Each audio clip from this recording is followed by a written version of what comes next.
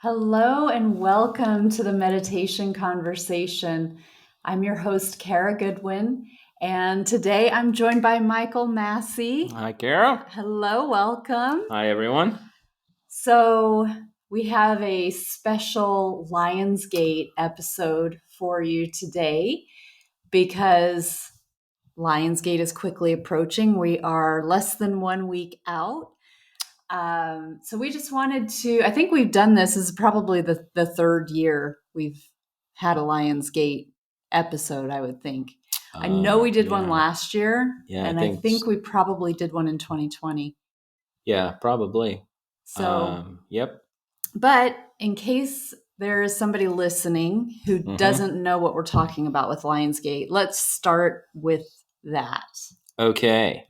Lionsgate is coming up on 8/8. Now, if you're not aware that there are like portal or transition days throughout the year at the double digits 1, 1, 2, 2, 3, 3. Anyway, so we're up to 8/8. And so each of these transit periods, these portals, these gateways, there are upticks, enhancements to the planetary grid system, our human biology systems, etc. This is all part of this much larger process that we're in terms of Earth's cycle, and it's moving into the photon belt. That's from on the galactic plane, and so all of these things are all connected together. And so we have this upcoming 8/8. And what constellation are we in right now? Lyra or Leo. Leo. Yes. Leo. Yeah. So it is the most significant gateway in the month of Leo, hence the Lion's Gate. And it's a really significant one annually as well. So I feel that it's one of the most significant double digit, January 1st. Well, clearly we've got a holiday around that one too, but 2, 2, 3, 3, but 8, 8 gets a lot of attention generally from an annual perspective, would you say? I would. You heard it now here, folks. Kara said that this is significant. So everyone so should. It is. It is. And so it is. Yes, it does tend to be a powerful and potent gateway. You have the also, you have the equinoxes and the solstice, and but the way that the Lion's Gate is a really good indicator of what happens around this period of year that's going to kind of tee things up for what's going to coming in December. For the winter solstice. Yes. And so if you were to, if you look at the winter solstice, basically this period of 12/12 through Christmas, is another powerful. It's a really powerful and potent time of year, and you have an alignment of a whole bunch of different things, culturally, plus in terms of planetary rotation and cosmology, et cetera, et cetera. So that's a really powerful, potent time of year. Now, if you look at if you divide the circle of the year into quarters, that's your solstice and equinox. But from that December point as well, if you divide the year into thirds, you're going to get one of them coming in through 8. Oh, right. Yeah. So 4, 8, 12. And so that's if you subdivide the circle by 3. And these are all significant. Each number is significant in their own right when it comes to the fabric of the universe and how things are organized. So we have we have this is like is part of that 3, Mm-hmm. and which makes it really, really, really potent and powerful. And yet at the same time, all of this is just, you might call it, it's theory, perspective, Mm-hmm. belief. And yet the experience of it already, and for those that are really sensitive, you're probably already beginning to feel certain dynamics and certain shifts in the energy field Mm-hmm. um, as we lead up to this Lion's Gate. Right, because it's more like a window rather than like, oh, we've reached 8-8, and now here's the potency. It's like a window that is surrounding 8-8. Would Correct. you say? Yeah, Okay, and it happens to be one of the larger windows. windows Mm-hmm. of the year. And, most of the time you're looking at a window around, 3 days or so. So the Mm-hmm. whole transit period would be last about a week. Mm-hmm. Um, and in this case, we're about 2 weeks on either side. Wow. And but it's really kind of the potency is right in there within a week to 10 days on either Mm-hmm. side. Okay.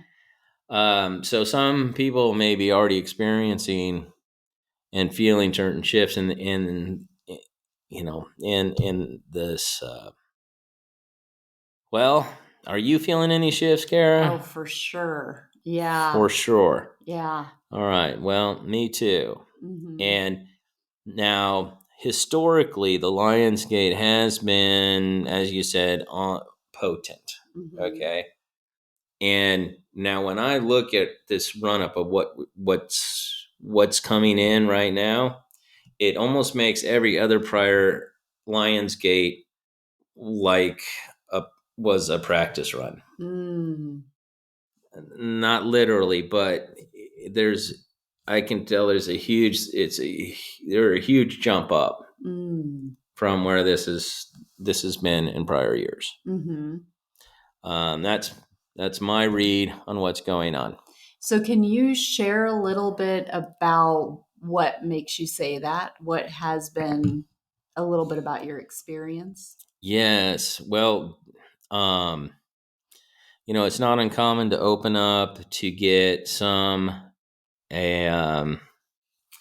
let's say personal updates to your own energy system. Maybe to exchange somewhat with various collective energy systems, etc. What I've really recognized here is the planetary grid, and I would be curious as what the read is on other areas of the world. Right now, my focus has been on where I'm at, and here in Indiana, so we're in the Midwest, and then um, and we've been working here with a number of folks, including the Mitchell Hedges School bill Mm-hmm. and stuff like that, to work on this particular sector of the U.S. of Mm-hmm. A. Mm-hmm. And over the last 4 or 5 days, what's happened is something has clicked into place and begun to turn on, such that the grid here, um, so the grid here is actually being able to access the grids that I worked on for a minute, over about a decade or so Mm-hmm. out west in Sedona, connecting Sedona, Seattle, and Hawaii. So that's a big grid sector there. Mm-hmm. So there's this Mm-hmm. I say newly activating grid out here, and it's wiring into there, which is actually creating a unified grid system across the whole country. Mm. Now, my general sense is this is happening elsewhere in other regions around the world, but I'm going to have to probably wait in the next few weeks to get those field reports Mm-hmm. in on what's going on. Yeah. And so for now, this uptick, which now we say, what does that actually mean? Mm-hmm.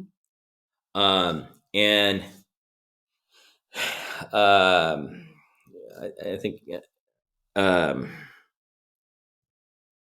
what happens is, as this planetary grid builds out, a number of faculties and abilities that we have, everything down to our simple memory recall and things like that, as that moves into a more unified structure, what we have is it takes a lot less brain power to achieve more substantial results.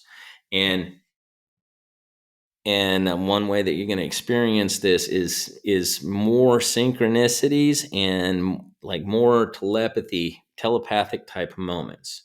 Mm-hmm. And where you just find like, hey, you really wanted somebody to do something or something like that, and somehow they just kind of intuitively knew it. You didn't really have to explain it, and they just were Johnny on the spot. Mm-hmm. Yeah. That could be just an example. It could be happen and show up somewhat subtly, but I encourage everybody to start paying attention to this notion, because all of our, whether you believe it or not, thoughts are shared. Mm-hmm. And it's like we're all walking or navigating through like this ocean of thought. And so as this actually grid system is expanding and growing across this planet, and it's unifying things, then we're able to share thoughts easier and easier and easier with greater and greater clarity in amazing and astonishing ways. And you and I even experienced this. Yeah. We've been experiencing it trending that way. Mm-hmm. And then it took a whole nother step up. Yes. Yes. Yeah. So yesterday you were sharing with me about an experience that you had a few days ago where you were something activated within you through you had watched something, and then it kind of triggered something within you. So you sort of paused what you were doing and let it integrate. And you gave a few points to sort of paint the picture a little bit with me. But the way that you were sharing it was like, oh, I was able to access, I can't even remember now how you said it, but you were like able to access grids that you have in Sedona and Seattle that you've never been able to access here. Right. And as you were sharing that, these are things that you've said things like this to me over the years that I've known you. And what it usually, how the conversation goes is like, I get in my head and I'm like, so what's that like for you? What do you mean you access the grids? Like, what does it look like? Do you have to go and have like a ceremony to, like to unlock it? Or what does it look like? Or are you seeing geometries and it's very much like I'm trying to wrap my head around, what does this mean when you say it? So you tell me these few words about what you experienced, and all of a sudden I just knew what you were talking about. It was like it was just coming in, and you're talking about thoughts now, of like conveying thoughts. And that resonates, but also it was so much beyond the mind, because I could feel it in my field. Like it was a knowing. It wasn't even just a thought conveyance. It was like, oh, I totally understand. I know what you're saying. Yeah. And so I'm talking to you and I'm like, oh my God, I totally get it. And I'm going, I understand what you're saying, but I didn't have the language to try to reflect it back to you, because also another natural part of conversation is like, oh, you mean this, or like, especially with something like that I didn't previously know or understand. Typical me would have been like, oh, you mean like, and I would try to reflect it back to make sure that I was understanding. In the moment, I couldn't even find the words for it. I was like, I don't even know how to explain what I understand now. But the other piece to it was like, okay, if I try to use words to try to explain what's coming in here, it felt like I was going to stop this flow, because what I was experiencing was like, it felt like these veils just dissolving and the understanding was being exposed. and it was just all in my field. Like it was all in my energy, like in the aura around me, like in, it was like I have this information, but it had been covered up. Yeah. And so it was like this dissolving, and more would dissolve. And I would get like more and more understanding, to where I was like, oh, not only do I understand what this was like for you, I can relate it to things that you've told me in the past. Like now those are lit up, and I now understand that. For example, when you were in Seattle and you were talking about accessing information that you had stored there energetically, that didn't make sense to me. Suddenly, I immediately went back to that conversation and was like, "Oh yeah, oh it's like that." And now I know what that meant. I understood it in my own. I understood how I have experienced this in my own life historically. Um, where I'm like, oh, I have done that, but I haven't understood it in an energetic way. But it was like the more that these veils were dissolving, and the more, then it allowed more things to just reveal and be uncovered and be understood and integrated in a new way. But there was no language. Like language was a hindrance. Again, I felt like if I stop this process of letting these veils dissolve, then I'm going to cut it off in order to find the words to be able to talk to you about it. So I was just able to like pull a few words because you use the term vector a lot, meaning like something that you point to that kind of represents a bigger thing. It's like a signpost, a vector, and it's an arrow pointing you. Right. So at one point I was like, okay, let me put this in Michael language. It was like, so that you have, what do you call them? Vectors, so that you can like see where I am and know if it's resonating with, if I'm like, on track here. And the truth of it is, you didn't need to say anything. And, you're like, wow, I don't have any words. Or, you're like, you're like at a loss for words, and like they're not necessary anyways. Yes, at that moment it was I could feel, sense, we're connected over the phone, that that we're on the same wavelength, and it was so crystal clear. It was like, okay, well, she's in the same room I'm in, so I mean we can. I mean, we don't have to describe to each other everything that's in the room because we're in the same room. So it's what do you want to talk about? Right. And it was really, there was and it's kind of funny because this is not something that happens every day historically. Right. Right. And this is unfolding, as mentioned, just day by day here. And so far I've been astounded at what's opening up here, in the way that these grids are opening up to enable this is wow. And wow, what could the world need? What does the world need right now more than anything? Something, anything that helps to unify. And yes, and this is apparently what's happening. So well,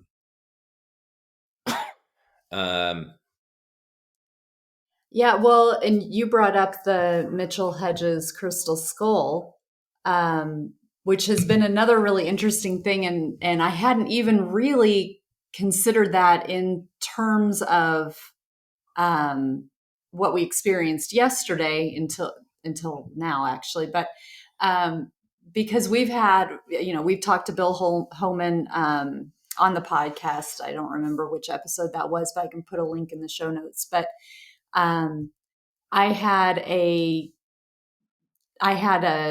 experience in the dream state just a couple of nights ago, where the crystal skull showed up like 2 or 3 times in different dream sequences. And it was really profound for me because I hadn't been thinking about the crystal skull. I haven't talked to Bill in a while, or I hadn't talked to him in a while. It just wasn't really in my frame of reference. And so it was a surprise when it showed up, and it was pretty strong. And when I woke up, I felt really excited. I was like, oh my gosh, I felt like I'd just spent time with it. And, and it just ended up being like a pretty magical morning, going from that. And then I was driving down the street and a bald eagle went directly over my car. Like I saw it in the distance and it just made a beeline and went right over me. And I was in tears. I was so moved by it because I don't see a lot of bald eagles around here. Um, and and then I happened to go on Facebook for a different reason. I wasn't scrolling to look through my feed or anything. I was looking for a message, or I can't remember the precise thing, but I know I wasn't scrolling through it. And the post that popped up when I opened it up was Reuben Langdon, and he had a picture of the crystal skull. That was the one post that I saw in that moment when I opened Instagram. So I was like, wow, this is really powerful. And I contacted Bill just to share that with him. And he said that night they had been they had been witnessing, I think he said white, blue, and purple energies coming in. And apparently somebody in Texas was having like a similar, like seeing the skull in her dreams, like I don't think it was the same night, but the same, like within a couple of nights of when I reported that too. So just very like, again, you talked about this might show up as synchronicities, the different ways that these powerful energies may start to show up for people. And that's just a little bit more about how it's showing up for me with dreams, with things that are just knowings, like the experience that we had. That was really, it wasn't even just like so, it wasn't a download. It was just like a reveal. Yes. Yes. Yeah. Yeah. And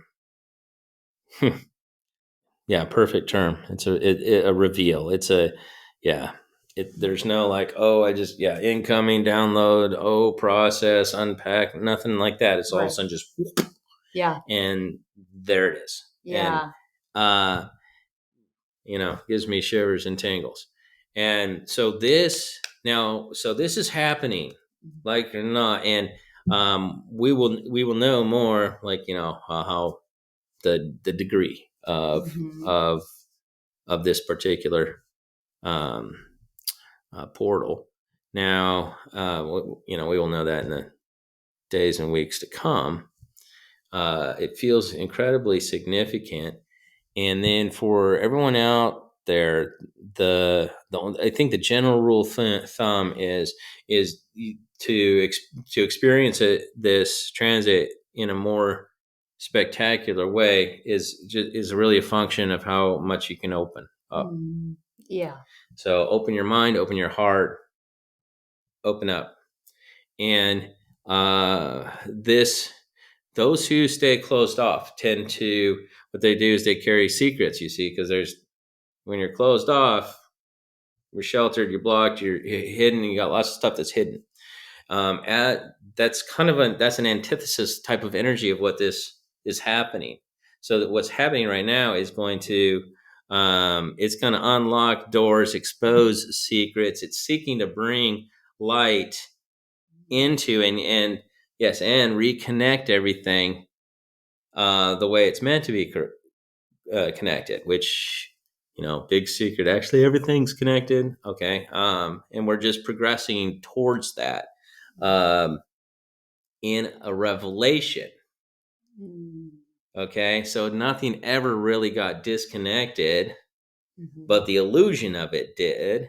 And then that illusion is going away, and there's a remembrance, and it's instant the moment that it's revealed, which is to say the veil disappears. Yes. And when you say, well, how many veils are there? Yeah. Yeah. Oh, you think there's like one veil? Yeah. No. Yeah, right. That's a funny joke. Okay. So the extent that we can be open, those that live their lives and it's an open book, are in great positions to benefit the most. And of course, those who um, whose skeletons have skeletons, so to speak, right? Yeah.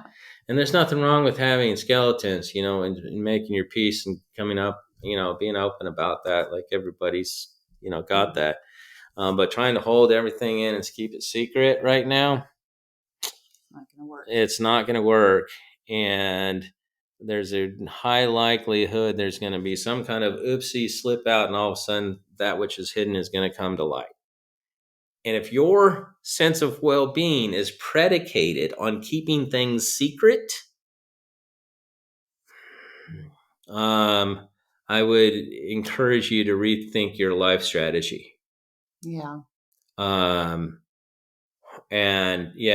reevaluate and go, okay, my sense of self and my own well-being is predicated on what's open. Yeah, that's a great point. There's a lot there. Yeah.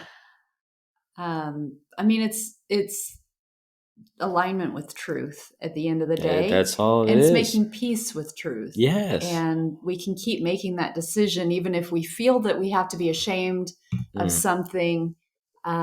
We can just have that openness and acceptance and broaden our compassion to include ourselves and understand that we are all here as a work in progress. We are all working on ourselves, and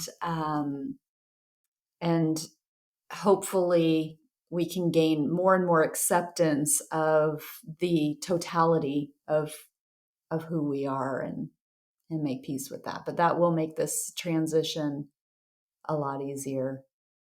Indeed. Well, those seem like great parting words, but is there anything else that you want to share? Roar! Roar! How's my roar? It's it could do with some practice. It could do a little work. Yeah. Okay. All right. You've been spending time around domesticated cats too much, I think. Yeah. I think you're right about that. Yeah. Yes. Yeah. My roar kind of just turned into a mew. Meow. Yeah. Right. All right. So, yeah. In the only thing I have is part. Oh. To each and everyone that's listening to this, and to each and to all of your respective circles and your networks, many blessings coming at you, from my heart, from the center of the universe, this Lion's Gate. And so where we will see you all in the grids. Yeah. Yeah, absolutely. All right. Looking forward to it. Good. Thank you so much.